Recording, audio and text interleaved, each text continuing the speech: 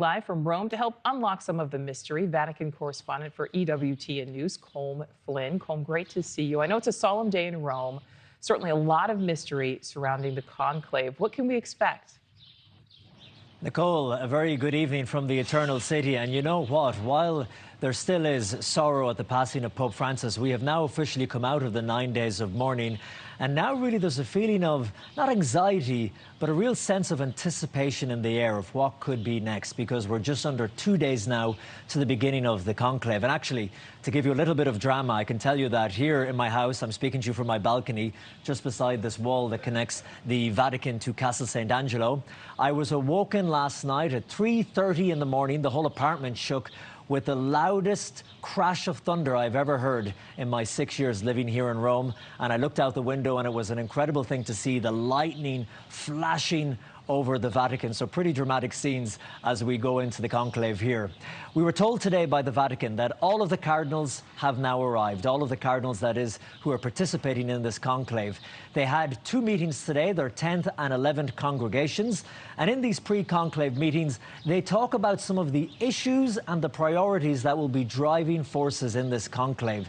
So they give us an idea of the kind of things that the future Pope will have to deal with.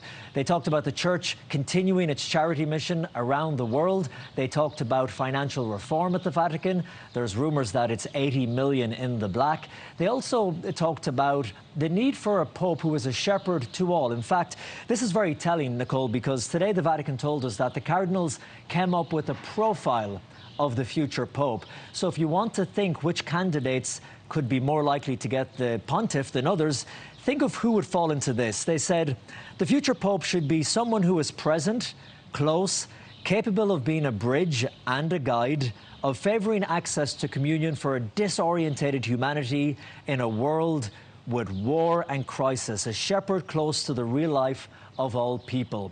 We were also told that the Sistine Chapel, where the conclave will happen, has been secured. It has been searched for bugs and listening devices, and all of the Cardinals today were allotted their hotel rooms, their guest rooms in the walls of Casa Santa Marta, where they will be staying with all connection to the outside world broken for the duration of this conclave.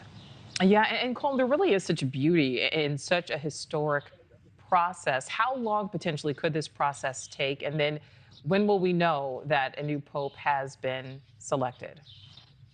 You're absolutely right, Nichole. And, you know, while many celebrated Pope Francis rejecting some of the formalities of the office, like not staying in the Apostolic Palace or wearing some of the vestments that popes would traditionally wear, others saw this as, you know, hang on, this is our tradition, this is our culture, there's such beauty in this. And when you look at something like a conclave, everything is steeped in centuries-old tradition and ritual.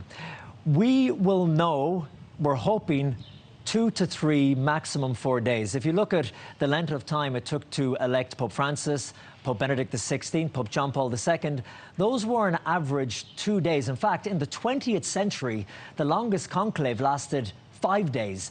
So that will just tell you that normally these things are over in just a number of days.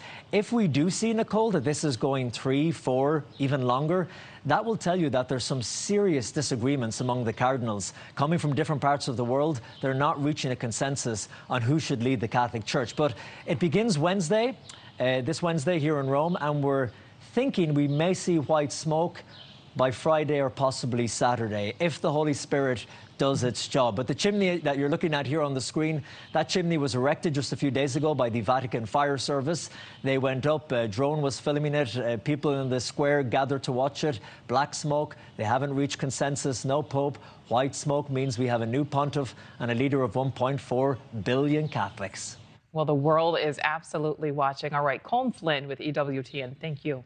Thank you for watching. Subscribe below and download our NewsNation app right now on your phone, and you will get fact-based, unbiased news for all Americans.